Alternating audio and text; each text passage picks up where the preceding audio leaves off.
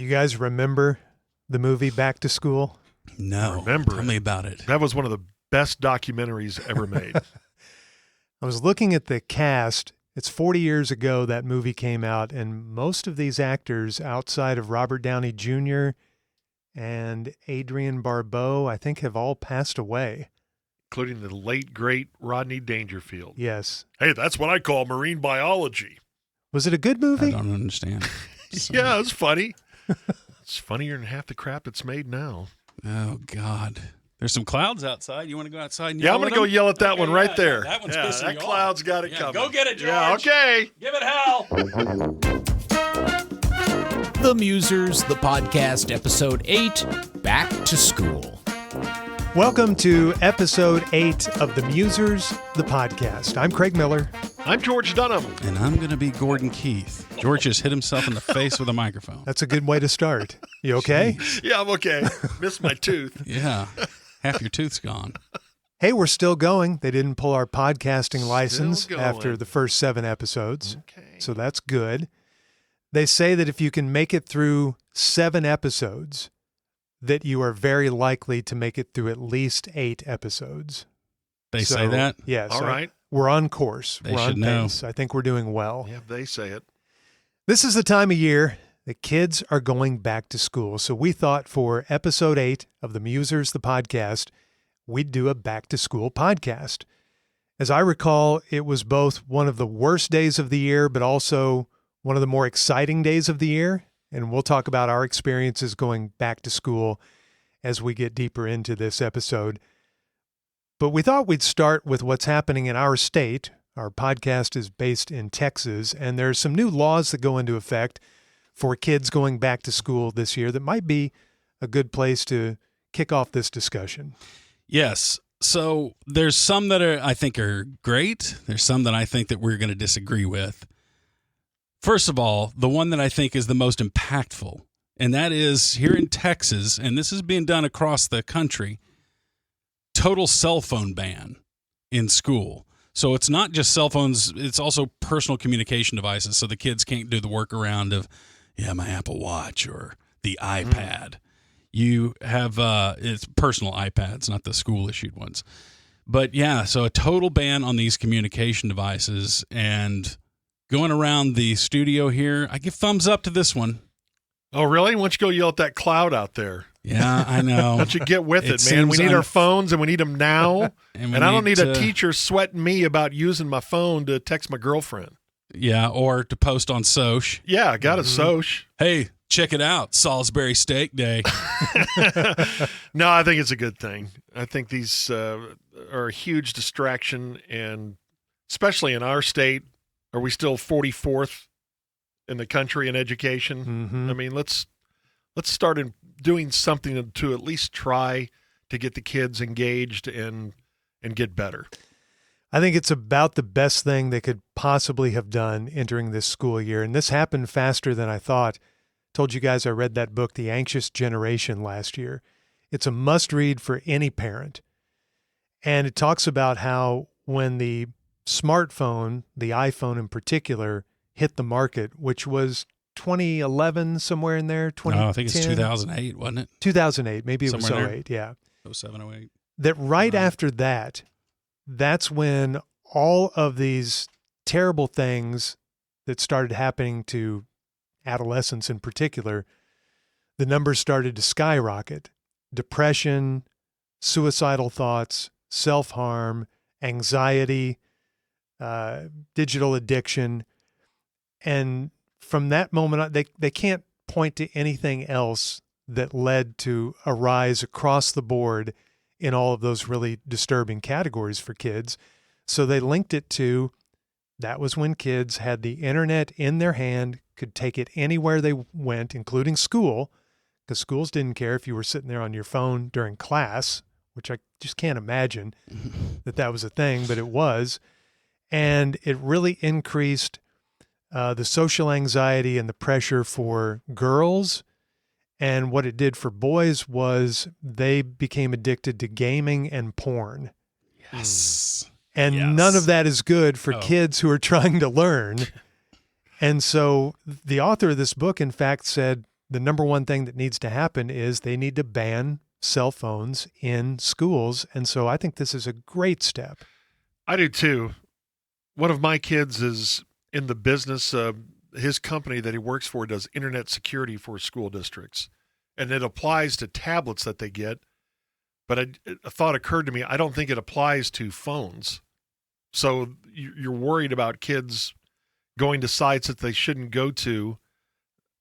If you don't have the cell phone, and if they do have some sort of tablet that is school issued, there's not just his company that does this. There's a lot of them out there. That prohibits them from going to forbidden sites. And also what they're looking up. And you can, they feel like they have prevented maybe some suicides and school attacks with this technology. And if that doesn't apply to phones, then yeah, I think it's a really good thing that they're not using them. Can you imagine if we had cell phones when we were kids going to school? That's all I would be paying attention to. Yeah. I do something that has to have gone away is note writing. Y'all remember when notes were a big thing in school and you'd pass notes and there were girls in class that would notes just went back and forth between these girls.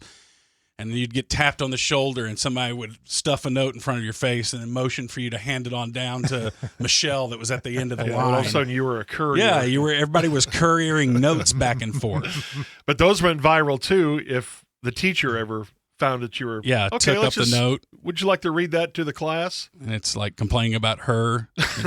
Hey, has Miss Johnson's ass gotten bigger this year? But yeah, notes. Did you guys keep notes from your high school and junior high days? No. Not Letters, notes, no. Did you? Yeah, I still got all Really? mine. Absolutely. How did you keep them? I just always kept them. I would always be the one that preserved I was always running a presidential library, it seems like my whole life. I've been collecting my own letters, ready to rebuild the... I can't believe that those haven't been shredded or burned at some point or thrown away. I kept them. They're embarrassing, too. I need to shred them and burn them because I hate myself in them. But yeah, there's no way that kids still pass notes like that. Maybe now with the cell phone ban, they'll start up again. Yeah. But I don't think that anybody knows handwriting anymore. Right. They don't. Can they still read lips? Like girls could have conversations across the room. Yeah, by reading just lips. reading lips, which I still can't do. I don't know how they did that, but yeah, they could carry on conversations like that. On the phone topic, do you guys have an age that you think is appropriate for kids to have their own phone? 18. That's kind of what the author of that book said. I mean, But man, I would say most elementary school kids you see now have them. Oh, yeah. By 7, 8, certainly 9. Yeah, and it's always the same thing. Well, when the school shooting happens, I want to be able to exchange information with my kid. Mm-hmm. That's always the reason. And that is so tragic that is such a top-of-mind topic. Didn't you have the conspiracy theory that big cell phone companies were the ones creating school shootings in order to make parents buy their kids' phones? No, that wasn't my theory. I don't have a theory, but as a parent, when my kids were, in junior high and high school, like any other parent, I worried about that, and I couldn't believe that I had to worry about it, that is a thing, and that schools are such a target, so are churches and other places that are supposed to be safe, and that we have to spend so much time. Now we have drone technology that's supposed to take out attackers. Yeah. And it's just amazing that's where we are now, that we spend most of our time talking about how do we secure the school. It's just ridiculous. And the way to secure the school is to give your child a cell phone. Mm-hmm. But then have them pack it up when they get there. Where half the school shooters plan their shooting on their cell phone. So I'm Right. not sure. It may be a net negative. Yeah. We have friends that give their kid a flip phone, an old flip phone, Yeah. so they can call, but they can't get online. Another thing I wonder if it's gone away because of cell phones is carvings on desks. That was a huge deal when I was growing up. You'd get an old desk that had a wooden top, and people would carve their name in it, or they carved their initials and whatever spare high school girlfriend they were going to break up with in 2 weeks in the desk. But now it's like do kids even need to pass time like that anymore when you got a phone that you can play a game on, or you can text your friends, or you can gamble on when you're going to have your next orgasm, or whatever teenagers are doing these days? They gamble on that? I don't know. Well, If I there's don't an know. app for that. I'm mixing so a few much. vices together. Did you do that with a pen, or did you have a knife? Usually it was the compass was a great tool there for you go. doing yeah. that. Compass. Yeah. Forgot Yeah. about that weapon. But now who's going to need to do any graffiti? I mean, we just did it to pass time. Right. But now you got a better option, cell phone, although they're taking it away. Yeah, I So- think that's a good idea. Yep, me All right, too. another one, next issue is the 10 Commandments. Here in Texas, elementary schools and secondary schools are required to display the 10 Commandments in every classroom starting this school year. And it has to be at least 16 inches by 20 inches big. Yeah, I All don't right, get cue this one. Giorgio on his religious diatribe, because I thought you were for this.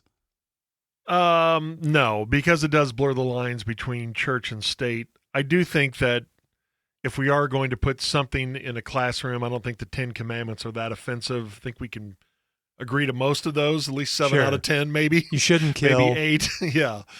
How you treat your neighbor Mhm. and all that. But it does blur the lines, and to me, it's just another thing for us to fight about. In our case, this is our state where we will fight about it, but I'm sure they'll have these in other states as well. It's a little weird to me.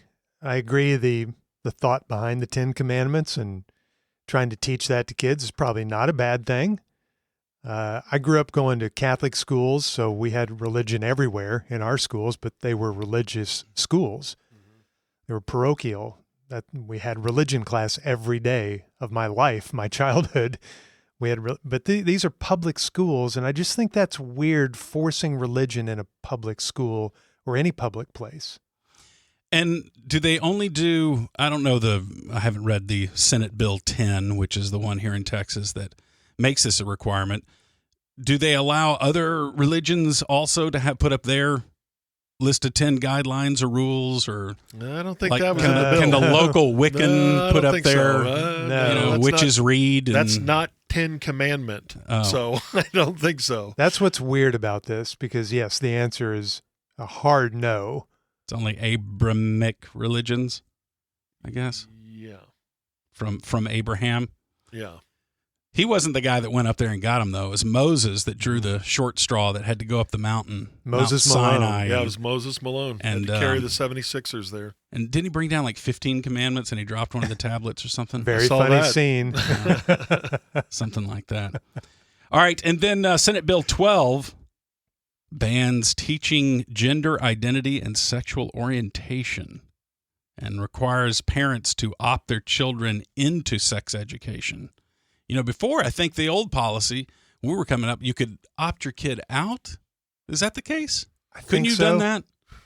Like you Maybe. could opt your kid out of the sex education portion, but now you have to opt in to it. And you know, when I think back to it growing up, I don't remember the 5th grade boys go into one auditorium and girls go into another one. Yes, that's the way we did it. Yeah. That's the way Yeah. everyone has that Yeah. experience. And for some reason, I don't remember that. I wonder if my parents opted me out, Maybe you opted out, yeah. because I would have opted into going into the girls one. That's the one I wanted to learn the most about. I just remember that being really uncomfortable.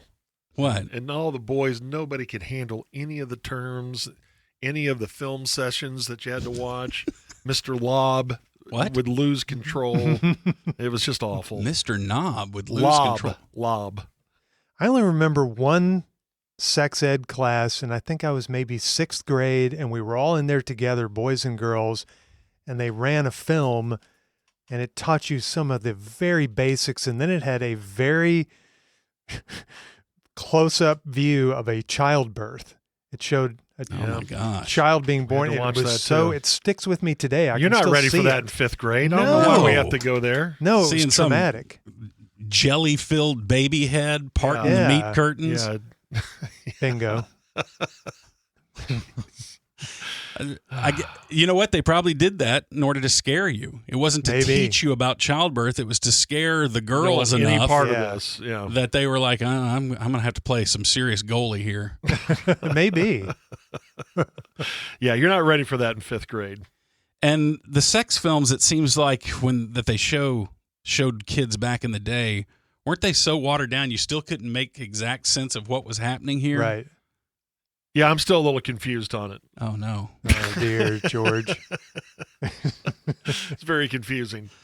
All right. And then Senate Bill 314 here in Texas. I think this is a good one. Bans certain food additives in school lunches. And they listed 7 additives. Tell me if you know what any of these things are. Brominated vegetable oil. No. Potassium bromate. Propylparaben azodicarbonamide. I nailed that. No, it sounds like a decent idea, though. I don't know what we're feeding our kids now, but it's probably not good, and it does have way too many additives. But that's more than just our schools. We all go to the grocery store and And buy those type of products. And then finally, just a couple more financial literacy courses requiring that. That's a good idea. Yes, Very good idea. They should Great be teaching idea. that. And then they did $8.5 billion in public education funding, teacher salary and things like that here in Texas and everything. But the big cultural issues that, of course, are beyond Texas are 10 Commandments, gender identity and sexuality teaching, and then the cell phone ban. Those are the big cultural ones. The financial literacy thing, I can't believe that we haven't been teaching that to kids for 100 years. Why are we just now putting that on the books? I don't know. I just found yesterday, I found my old paychecks from my first job. I made $3.80 an hour. Not bad. Was that the job that you didn't get paid for 6 months because you didn't do the paperwork? That is the job, yes. That's amazing. Because I didn't have a Social Security number. My parents, after I was born, now I think that the hospitals, they shove those Social Security papers right in front of the parent. So you have to register for our government where they can surveil you. Yeah. But my parents never got me a Social Security number. So I started my first job when I was 16. And I didn't have a Social Security number. And the people that hired me said, hey, okay, you need to go down this week, and get yourself a Social Security number. And typical me, I put it off to the next week, and the next week, and the next week, and pretty soon 6 months had gone by, and I'd worked without a paycheck. They couldn't issue me a paycheck until I had a Social Security number, and so, but I was too lazy to go down and get one. Right. And so I worked for no pay until that first paycheck I got, which was great. I'm like, this is the Man, greatest I'm job ever. Look how rolling. much my paychecks are, because it was 6 months of back pay. So were you financially illiterate? Extreme. I still am, and I'm proud of that. Yeah, I don't know what's taken so long in that. And the 10 Commandments, if you want to put that in a classroom, we brought this up on a radio show. Why don't we teach ethics, or at least talk about what's right and what's wrong? Mm-hmm. And we don't really talk about that much. At least in my education, I didn't. My kids, they never had a class like that. How you treat people, what's wrong with that? I don't know. I'm still thinking about financial literacy. Something else I don't understand. No. Hey, okay, think about this. Financial literacy on adults. How many adults do you think understand marginal tax rates? Very few. Like, I think I was in my 20s, mid-20s, before someone explained it to me, and then it made sense. Like, I just thought that once you moved up to a higher tax bracket, all of your income was taxed at that level. Mm-hmm. Yeah. But that's something, you know what it is, George? It's very marginal. Yeah, that's right. It's marginal.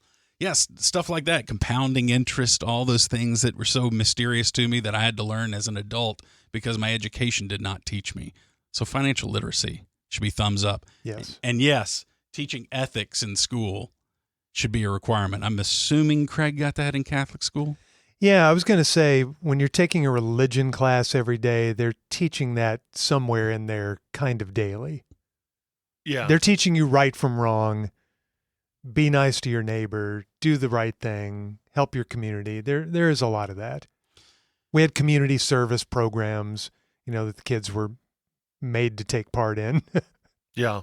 And I know they have some school districts that have stepped forward and they have like a day where they have just that, a focus on how you treat people. And it's a program to where, okay, we're going to put these kids over here and we're going to put these kids over here, and they're treated differently. And then you try to figure out why were they treated differently. It was because they had a certain type of pant on or something like that. And then you realize, okay, wait a minute, we treated them differently because of this, and it just gets the whole thought process started. My kids were in a program to where it was almost like a truth session, to where he said, have you ever been abused? And They made kids say that in front of other kids? yeah, and they would step forward. Have you ever had this happen to you? Like that was sexual just- abuse? Kids had to talk about that in front not of necessarily sexual abuse, Oh. but have you ever been what you would say would be bullied, or have you ever been treated to what you think is abuse by an adult? Have you ever wondered where your next meal is coming from? And the people that would step forward with the idea of, wow, I thought I was the only one that had that problem. And it was really a good thought process. And I can't believe those kids stepped forward. some didn't. That'd be hard for you to I do, think I would just, think. during the course of a day, and it wasn't all that. Sometimes it was, have you ever treated someone in a really rude way? Have you ever bullied someone? Or have you ever felt like you've been bullied? It wasn't all just real deep personal questions, but it got the kids to think, and maybe it wore off after about 3 days. But I remember thinking, I'm so glad that school district did that, where at least you get the conversation going. But why don't we do that on a consistent basis as a part of a curriculum? I'm not an educator. As we're about to talk about, school was always very miserable to me. But I do think we spent so much time on matters that maybe we don't carry with us to adulthood, that I think you can make a very strong impression with kids. And just something as simple as how you treat others. Yeah, and back in the day, I don't even remember there being a stigma to being a bully.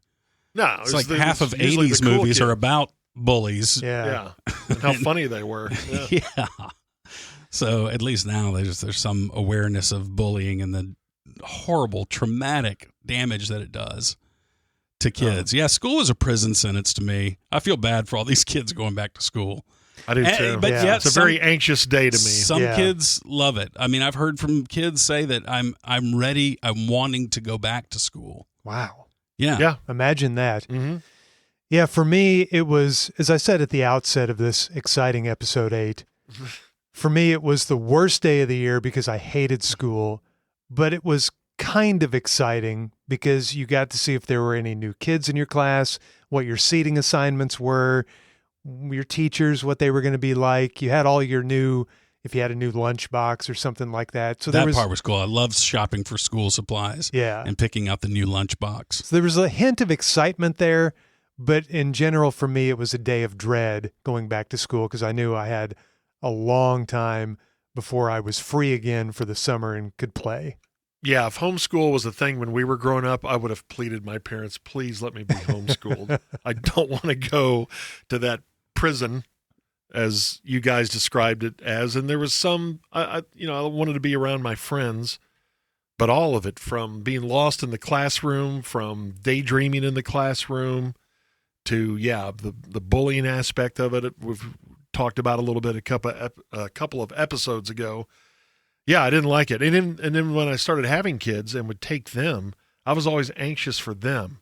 And I don't think any of them were as freaked out by school as I was, and they all did really well. But I remember dropping off my oldest at kindergarten. My wife was at work, so I dropped him off. That was like the saddest day of my life. Yeah. Like, oh my God, my baby's going to school, and I cried all the way into work. And it was a terrible, dark day, and I felt for him. Oh gosh, he's got 12 years of this. That's interesting you say that because my mom always told me that the worst/saddest moment of her life was when she dropped me off for first grade. Yes. Because I didn't go to kindergarten. I went to first grade. And she said watching little old me walk up the steps into that grade school. Yeah, they don't She know how just- to take care of him. Right. He can't go in there all by himself. It's the She said- last snip of the umbilical cord. Yeah. Is that moment when the kid goes into kindergarten. Same thing. She cried all the way home, she said. Oh, yeah. I cried all the way into work that day. And it got easier with our second one. And then our third one, who came along 8 years later, he was very well adjusted. And, he's going to games and he's going to pick up his brothers at school. So I thought this was going to be an easy one. And that one turned out to be the most traumatic for a child because that day my wife took him and he fell apart. And after she left, well, I thought you said that they were. Is this the one where he Yes. turned and asked her? yeah, the heartbreaking thing was it's time for her to leave. I think they had, coffee and donuts and things like that, and, make everyone feel good. And this is kindergarten. And finally, some moms started leaving, and he said to my wife, "Mom, where are you going to sit?" Sweetheart, I'm going to go now. Go I'll be home. back for too long. And he lost it. And He thought so all much of so- kindergarten was kids and their moms. kids and their moms. This is going to be great. And he could not be consoled. And finally, my wife had to be notified because she went down to another, I think they call it the boohoo banquet, where all the moms would go to cry and to console each other. Oh, God. And she had to be notified there by the teacher because apparently he said to her, "If you really love me, you will contact my mom right now." And so my wife came back and talked to him and calmed him down. He was fine, and he had a really good experience in kindergarten and was a really good student after that. But the one who I didn't worry about Mhm. had that same feeling I did as a parent, and I did that first day at kindergarten, which I thought, oh my gosh, I don't know what this is, but this is awful. I begged my mom to homeschool me. Did you really? Yeah. She wanted no part of it. Your mom was probably so glad. Her quote was, "I need a break from you." Yeah, we've experienced that a little bit taking our daughter to pre-K classes, and she was doing, a half a day here, maybe 2 days a week, things like that to start out. And the first few times we took her, she, was clinging to us, but they instruct you as the parent to say goodbye and then get the hell out of there. Hightail it out of there. Hightail it out best. of there, Yeah, and the teacher, paraglide, however you need to get out of there quickly. and the teacher will deal with the kid crying and then Yeah. calm them down. And then the teacher always told us, yeah, she cried for about a minute and then she was fine. Right. Yeah. They're usually fine. And eventually my son was that day. But yeah, just that whole thing of just that first day of class, and you knew that you had the entire fall, the entire winter, all of spring. Didn't the years just seem like forever? And as adults, the years just fly by now. 1 month goes to the next. But I remember that hopeless feeling in September or August, I guess, of, man, this is going to be one long sucker.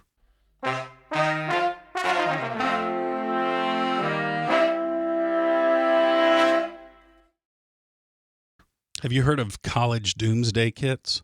No.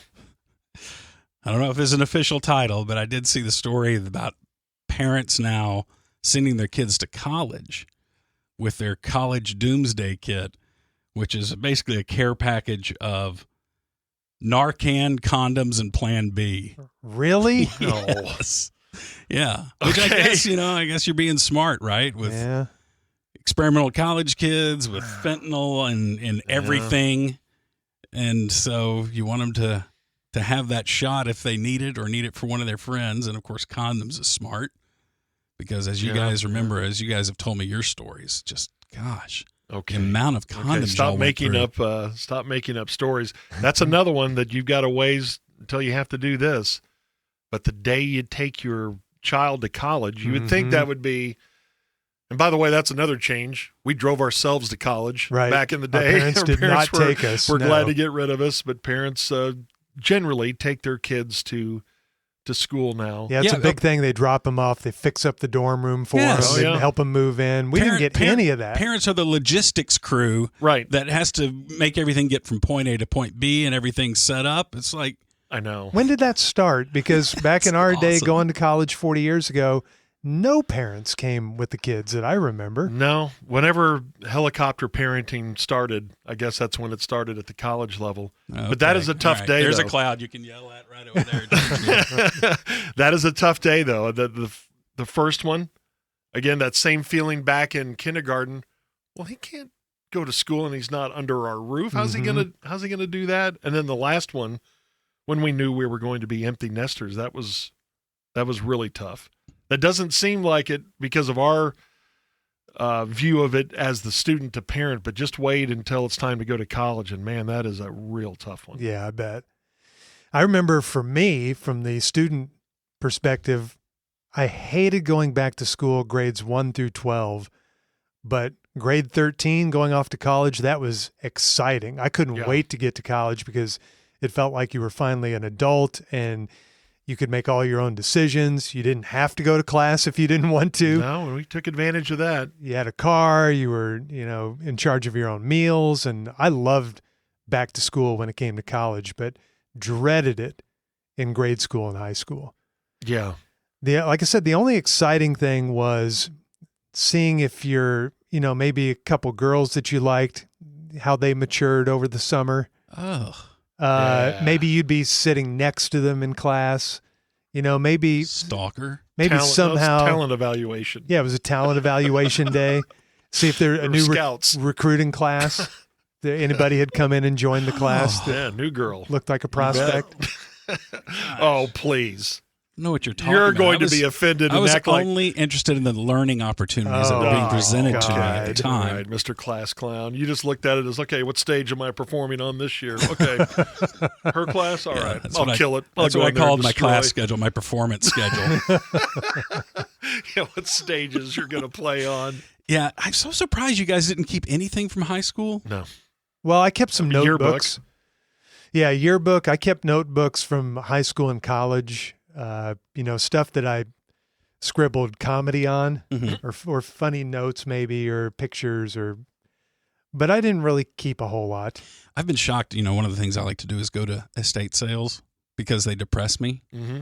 And I just can't stay away from punishing myself for some unknown sin. You like digging in other people's business. Yes, Mm-hmm. yes. Mm-hmm. And I've been shocked at how many estate sales I go to where the not the old people's yearbooks, although those are in the estate sales too, but also their kids' yearbooks are in the estate sale.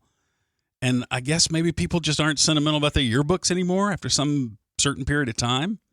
Like, I just couldn't imagine having a garage sale, let's say, and just putting my yearbooks out there. I can't either. How often do you go back and look at a high school or college yearbook, which we were sports writers for the college yearbook? I don't know if you knew that, Gordon. Very prestigious. How often do you guys go back and look at an old yearbook? Probably more than you would think. I bet I go back every couple of years and leaf through it a reevaluate little the bit. talent. Yeah, maybe. Just knowing that talent's the same age now. Yeah. It's not the you filled out same that age as you sweater are. over the summer, didn't you? Oh, gosh. I think it's because I'll think of somebody that I went to school with, or I'll think of, I don't know what it is. Plus, my yearbooks are in a shelf in a closet that's kind of handy, so I see them a lot. Mine are kind of buried. I bet it's been 10 years since I've looked at my high school read yearbooks. embarrassment, go through and what people had written to you. Hey, let's stay in touch, man. I can't. We'll always be friends. And it's like, well, Hadn't seen him since. yeah. Boy, we ought to bring those in and read them.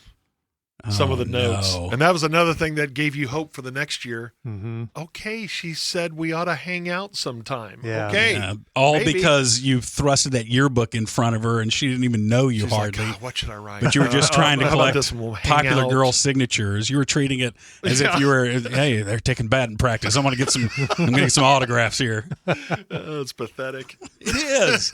It's so pathetic. But you would hang on to those things. Oh, yeah. Like the girl actually said, she said at the end, you're sweet. Oh, what did that mean? That's so great. Yeah. I may have a chance with her. And reread it over the summer. Mm-hmm. Man, she write that Look at neatly. that. That's really nice. Start Writing is crying. So pretty. Punch a pillow and go to bed.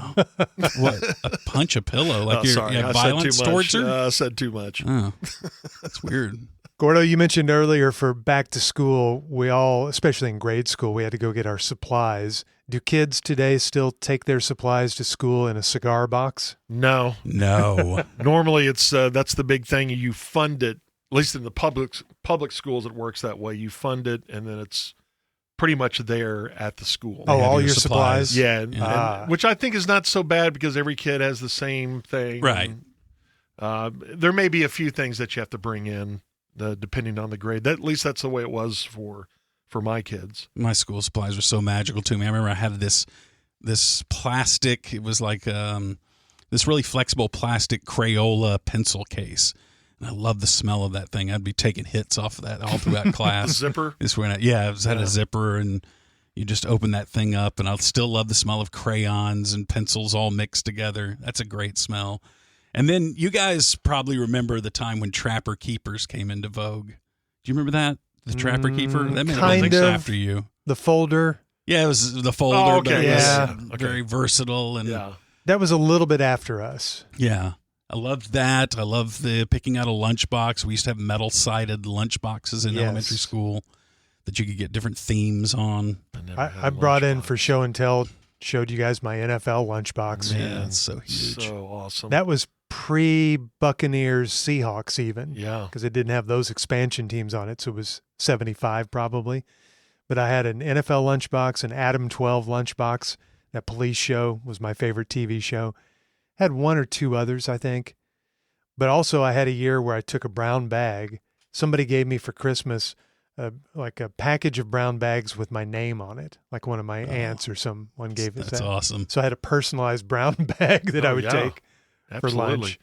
My school supplies, I remember in the cigar box, you had to have number 2 pencils, you had to have a pen, you had to have a protractor, a ruler, a compass, an eraser, like a big pink eraser. Mhm. You needed some glue, maybe tape. Can't remember.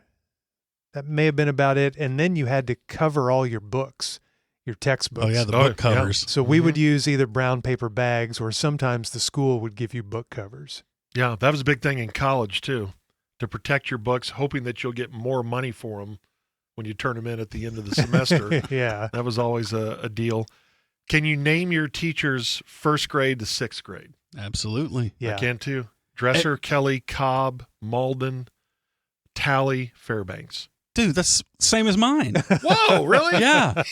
You had We were in Mrs. classes Cobb, me and together. Mrs. Cobb? We were in classes together. I know so many people, though, that do not know. Like, I'll ask them, hey, who was your 2nd grade teacher? I have no idea. Oh, my Like, gosh. how do you not remember that? That was like your So world was impactful. your world was so small back then, and your teacher was everything because you'd have that one teacher in elementary school. I'm assuming it's still the same, where you still have just one teacher. For the most part, I think. Yeah. 2nd grade is the only teacher I don't remember because 1st grade through 8th grade, I was at the same school in Oklahoma City, but 2nd grade, we moved to Enid, Oklahoma, and I went to a different school. And I remember a couple of my friends, but I don't really remember any of the other kids' names, and I don't remember that teacher's name. See, if you were like me and ran your own presidential library for yourself, you would have all that Yeah. material that you could go back and find out exactly who that teacher was. I had Sister Patricia for 1st grade, Sister Frances for 3rd grade, Miss Arrington for 4th grade, until she had to leave and give birth. Okay. Like Miss in Arrington. March, and then we had She was married, substitute. though, right? Or was this a I scandal? don't know. Then Mrs. Booth for 5th and 6th grade, Mr. Carroll for 7th grade, who hated me, and one day I refused to go to school because Mr. Carroll, I thought, had it out for me. And so I told my parents I'm not going. And they said, yes, you are. And my dad chased me into the backyard. And as my sister told the story, we had this big evergreen tree in our backyard, and my dad was chasing me around the tree. It was like a Keystone Cops thing. How is that going to end? Right. You just have to keep running for forever. You know what they did? They just said, Chop down the tree. no, then they got at you. they locked me out, and I had to stay in the backyard until lunch. You're like, fine. My parents went to As long as I work, don't have to see Mr. Yeah. Carroll, I'm good. took my sister to school, and then my mom came home for lunch and let me back in the house. Jeez. That's parenting back in the 70s. But so my parents called the principal of the school and said, Craig feels like Mr. Carroll's treating him unfairly and blah, blah, blah. And I had to He's go on strike right now. I had to go back to school. Yeah, because they were wondering where I was. You're a holdout. I went back Micah. to school that next day, and we all got in line by grade in front of the school steps to go in each morning. We would do the Pledge of Allegiance, and we'd sing God Bless America, and they'd have a school prayer, and then we'd go in.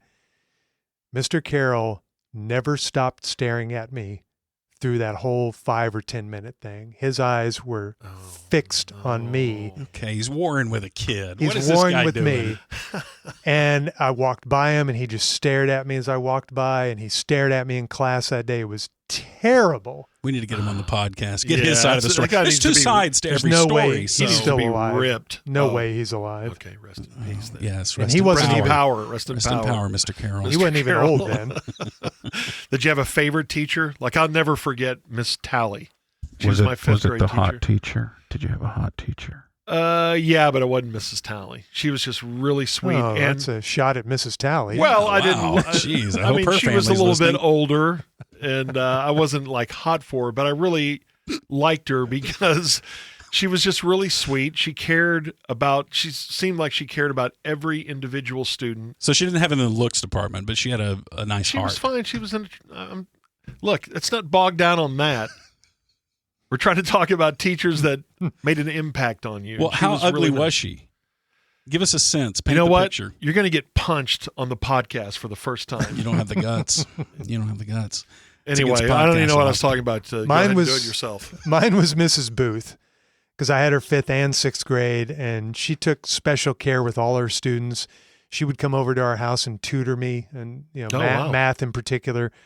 And my buddy Mark and I, we had a good relationship with her. We'd cut up in class, and she'd tolerate it a lot. So I loved her. She was my favorite.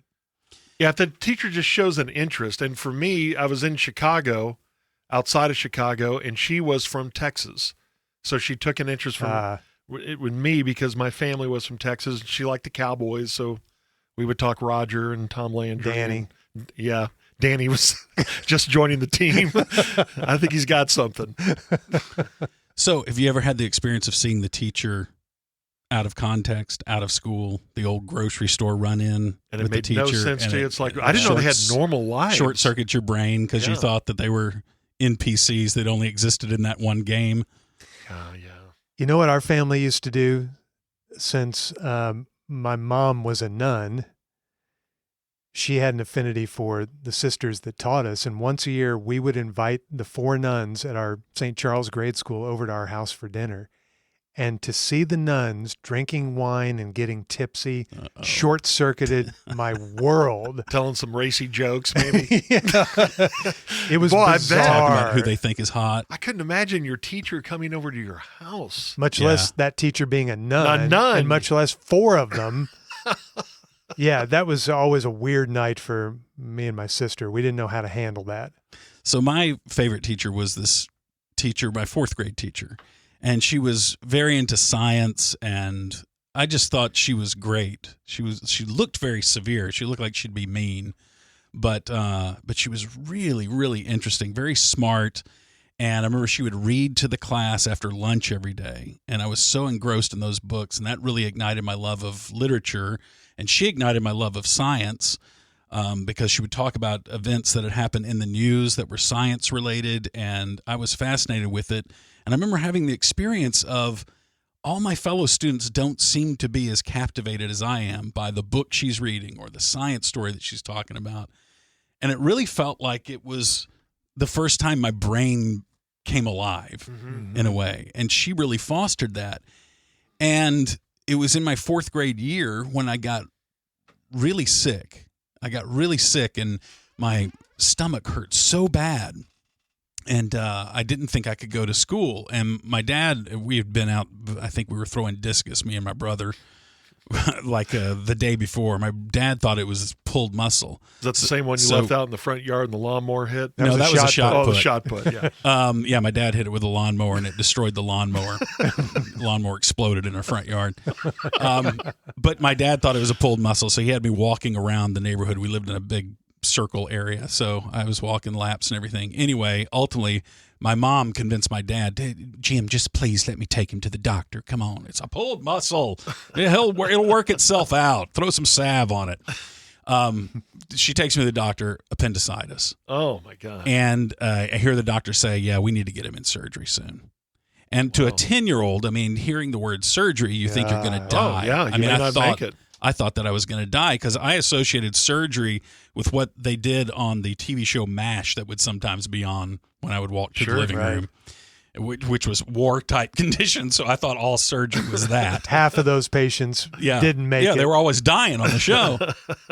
to advance the plot. And I thought, oh, great, I'm going to have to die to advance my parents' plot here. So I go in and I get surgery. And in the convalescence of that and the recovery from that surgery, I would go over to Mrs. Gild's house at some point. I don't know what, I think it was about a month's worth to try to catch up on my schoolwork after the school day.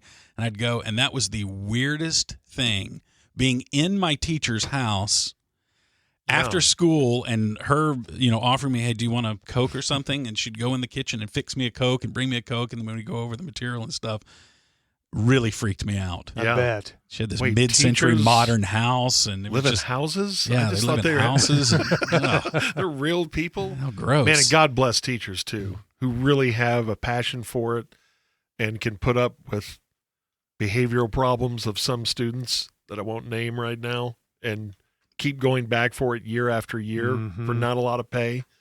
It's pretty awesome, especially the good ones that are truly passionate about it and want to make a difference. It's got to be harder today to teach, right, than it was 40 years ago, 60 years ago, 80 years ago? It has to be, because teachers had authority back in the day, and I'm not so sure that they have the same kind of their rule is law. Doesn't the way sound it was like back it. in the day. And maybe my parents were different, but they always sided with the teacher for the most part. Yes. Yeah, one of Giorgio's few moments of genius was when he declared that today's parents are basically defense attorneys as opposed Boy, to they are. parents when it comes to conflicts at the school. There's no way their child could have done something wrong. It Right. needs to be corrected. You don't need to tell him what they did, tell him what he did wrong. Yeah, it's just amazing.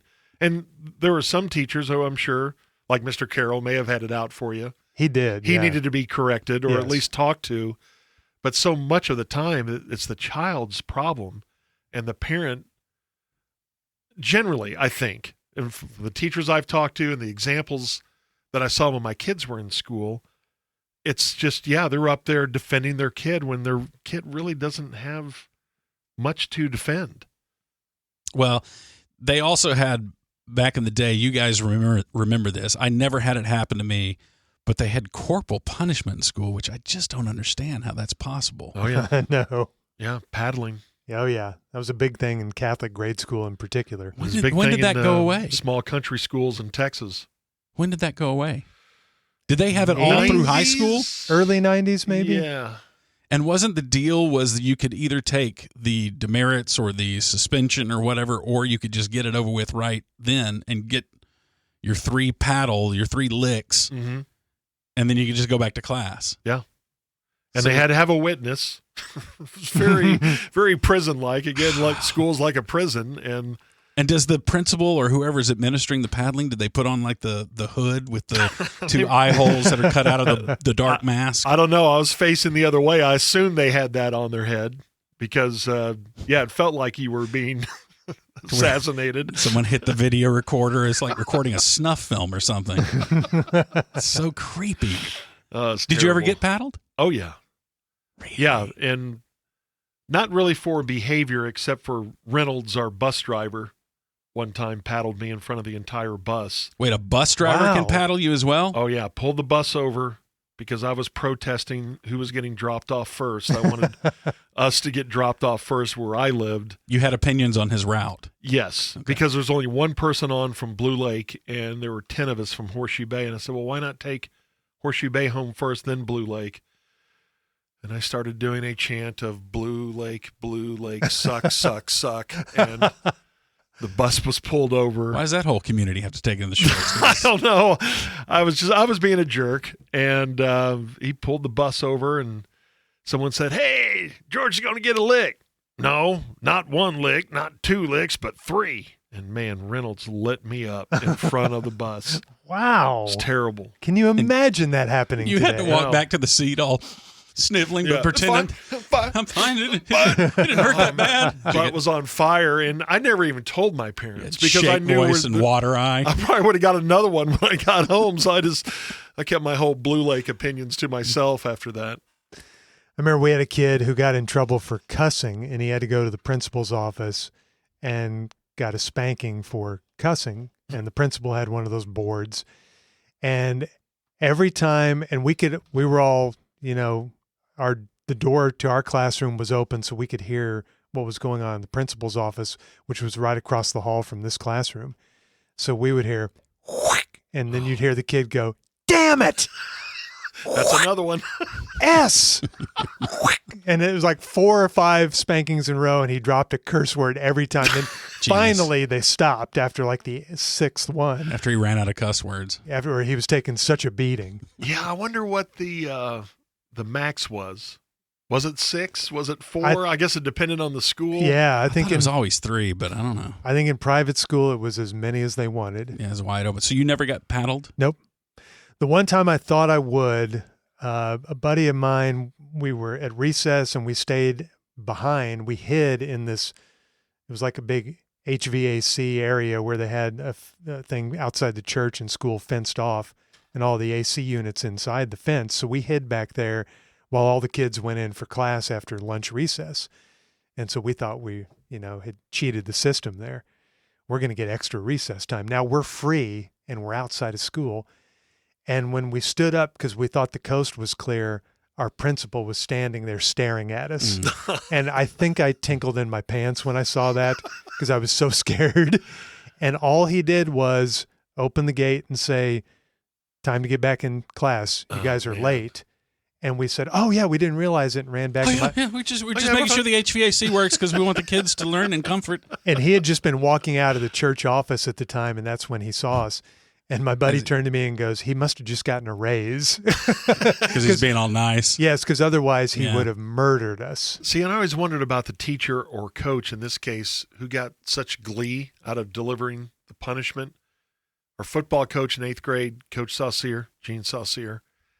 It was like the second day I was there, and I could not find my pads that were in my pants because you take your pads out, put your pants on the floor or throw them in the hamper, and they get washed. And I couldn't find them while I'd left them on the locker room floor. And I went into the coach's office. "Hey, I can't find my thigh pads or my knee pads." "Oh, yeah, got them right here."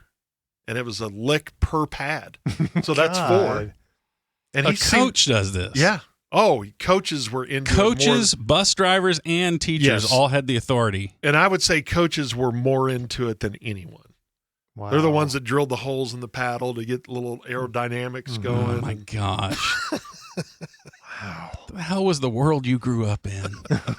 Discipline. Oh, American discipline, jeez. something you never No, learned. it's issuing pain to people and getting joy from it. There's something sick about the world you're from.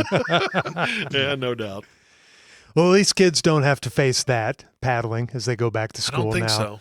No, now they're well equipped. No paddling, and every kid gets their own Narcan shot. This is a great new world. For all you kids heading back to school this time of year, our condolences. Sorry. Unless you really love it, then congratulations, and we're excited for your upcoming school year. It's going to be a great year. Yeah. Yeah, this is your year, kids. Make it your Yes. All right, that's episode 8 of the Musers, the podcast. For episode 9, we're going to start a mini-series, What We Love. We'll each do an episode talking about what we love, our passion or passions in life. So join us for episode 9 of the Musers, the podcast. Craig, it's me, Mr. Colson. What was that guy's name? Carol. again? Carol. Yeah. It's very hot down here. Hey, thanks for making it all the way to the end. We appreciate it. One more request. Wherever you are listening, please make sure you press follow or subscribe or the thumbs up button. Apparently it's important, has something to do with an algorithm. Thanks. The Musers can be reached at pretty much all the social media platforms, or you can send us an email, themuserspod@gmail.com. The Musers, the podcast, is a Tired Head production.